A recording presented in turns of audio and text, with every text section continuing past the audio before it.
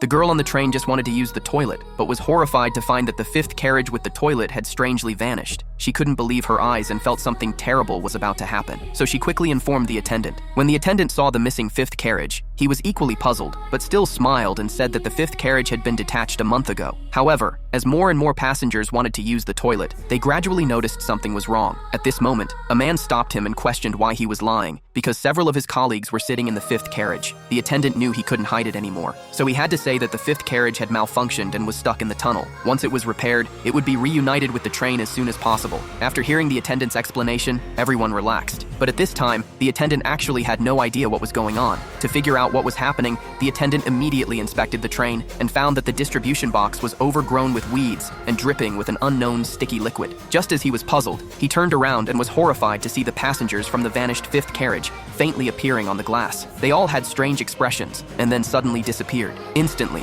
he began to doubt his eyes and felt a chill running down his spine. So he immediately reported the disappearance of the carriage to the train conductor. The train conductor was shocked after hearing this because the separation of each carriage needed his operation, and it was impossible for an external force to separate them. To find out what happened, the train conductor checked the surveillance of the fifth carriage, but the screen was just a snowy white. To avoid causing panic among the passengers, he reminded the attendant not to leak this matter. But what they never expected was that the train slowly entered a dark tunnel, and it was in this tunnel that the passengers in the fourth carriage experienced the same terrifying thing that the passengers in the vanished fifth carriage had encountered. As the train reached the middle of the tunnel, a creepy and eerie sound suddenly rang out. The sound was extremely sharp and piercing. The passengers' hearts had not yet calmed down. One passenger seemed to be strangled by an unknown force.